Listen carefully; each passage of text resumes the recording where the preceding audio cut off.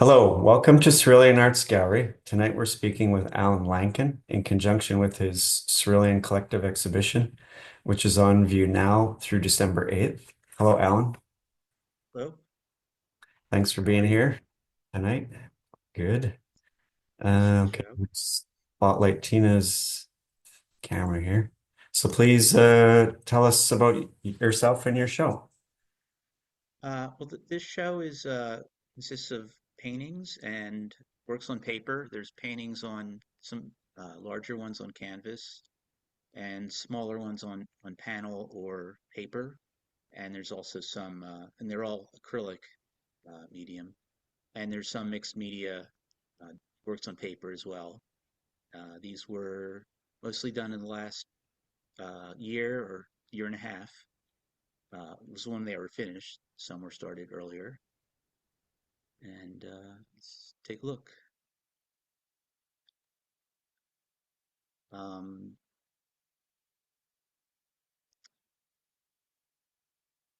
as you can see, my paintings are fairly abstract.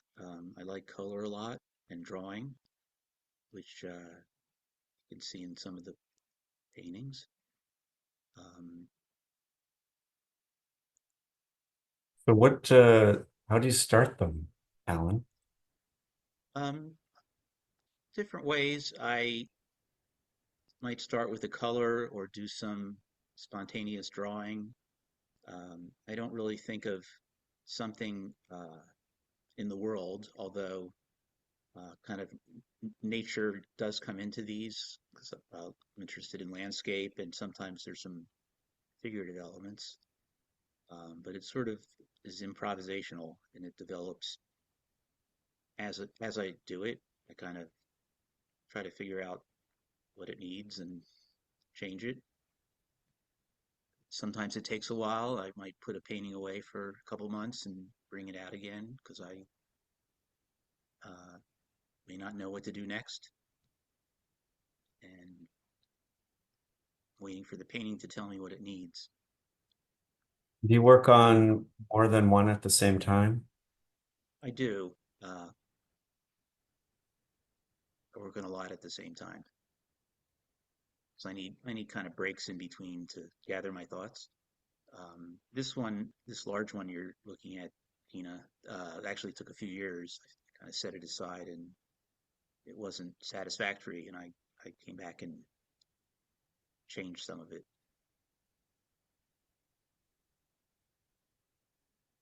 So when you work in acrylic, then once it's dry, you're just working directly on top, or do you take down the previous surface at all? Do you like sand it or anything? No, I haven't been doing that. I do, yeah, I work on what top of what's there, but I also kind of paint sometimes transparently. So I like you can see the light from the lower levels peeking through in the top.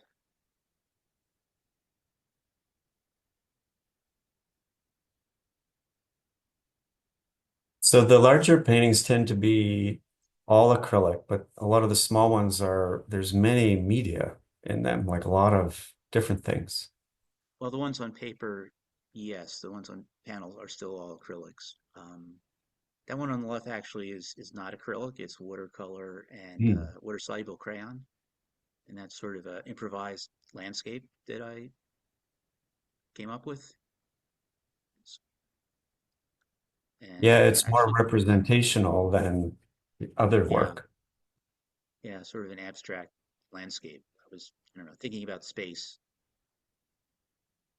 And actually, the bottom of these two paintings was actually uh, that one just kind of came about, and this one was actually I painted over a painting I showed here like 3 years ago that I wasn't happy with, and I started changing, fiddling with it or painting in it, and it's very different now. And that's little 4 by 6 inch painting on panel.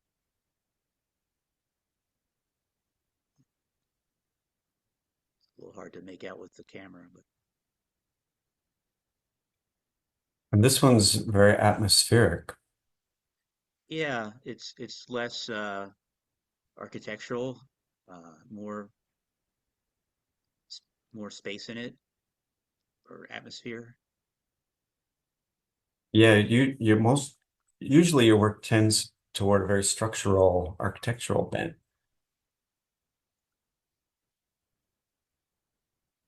Yeah, I So think what prompted this one? I just liked the way the color was developing and didn't want to tie it down too much and was trying to make it still interesting without relying on a hard structure.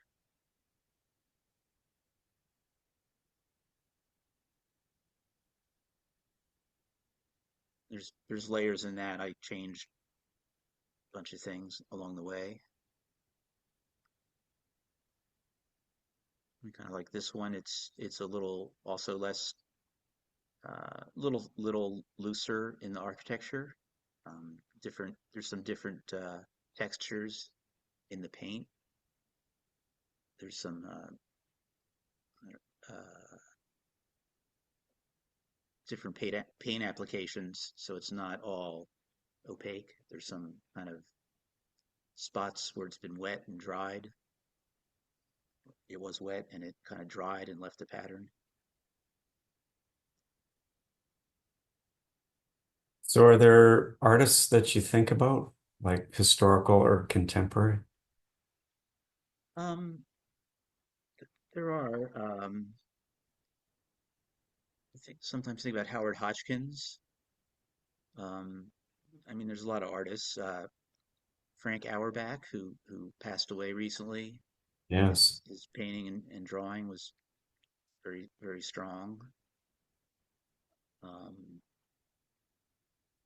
there's some living painters. Amy Sillman, I like quite a lot. Uh, Brenda Goodman, who's been around a long time, who's painted both figuratively and abstractly uh, for many years. I could have a long list. Uh-huh. Richard Diebenkorn, Joan Mitchell. So how did you come to art in the first place?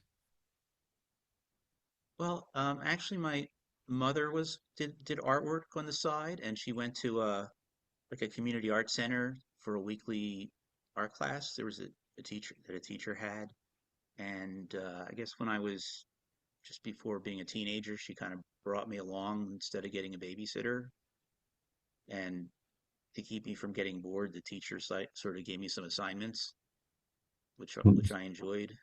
Um, and I also, as a kid, was interested in comic books and science fiction illustration.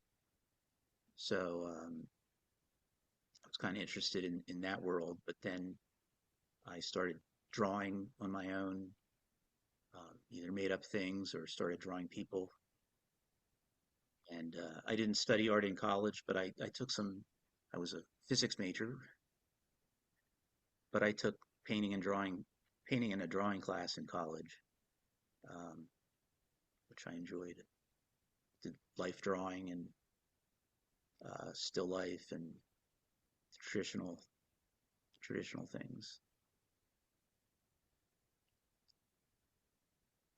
That's that's a little more structural, architectural. Well, it's called Colosseum. Yeah, kind of has that look, doesn't it? And I kind of sculpted the shape by painting things out and painting things in, and it sort of came to that shape.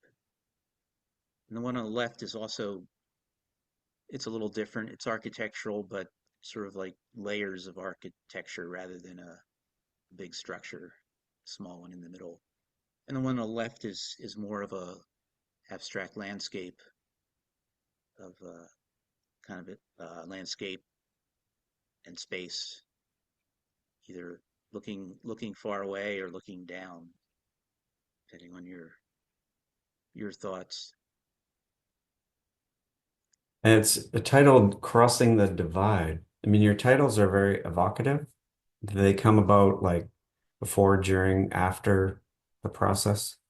They generally come about after when I try to think of think of a title. I don't really like untitled.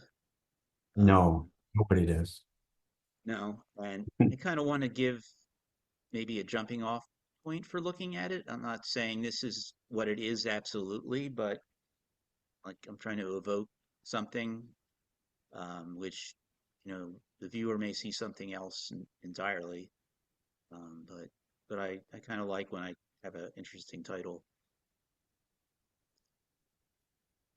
And this one that's coming up is a collage with acrylic and um, graphite and I believe crayon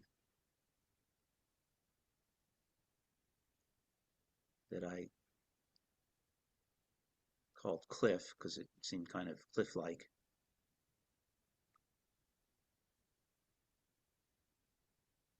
thinking of like a cliff in the storm.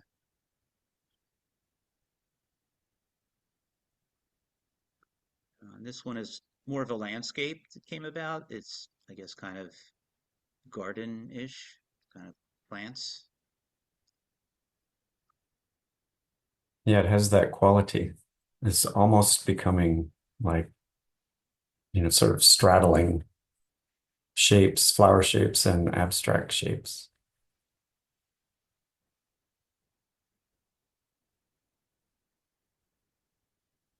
So, what is it about acrylic that appeals to you over oil paint?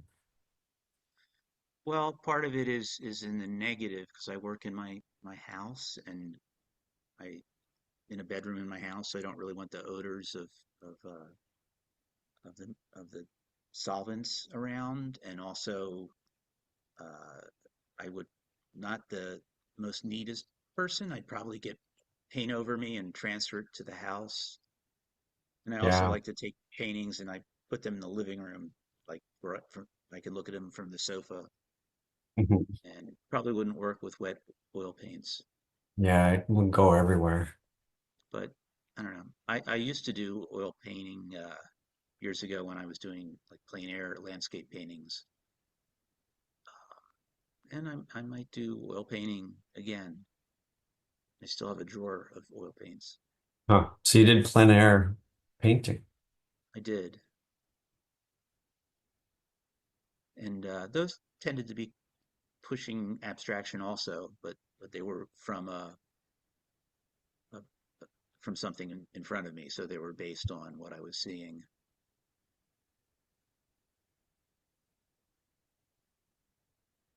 And this one on the left is a collage.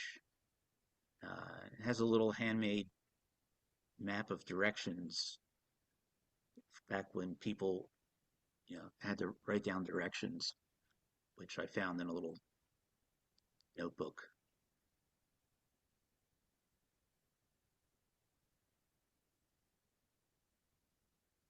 So that was like being able to use something like that, and then some scraps of paper and charcoal drawing and other things.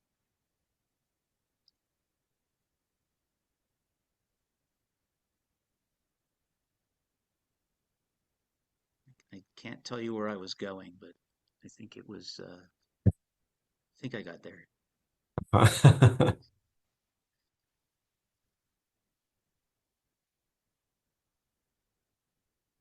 And this next one is acrylic on paper, and that's almost getting figurative. Um, It's called dancing, yes, and and then it's gateway to tomorrow, yeah. There's tomorrow coming up, looming in the looming. distance. It could be a good day tomorrow. Yes. Guess we'll find out one whether we like it or not. And this is another drawing with some collage elements, watercolor and crayon and graphite.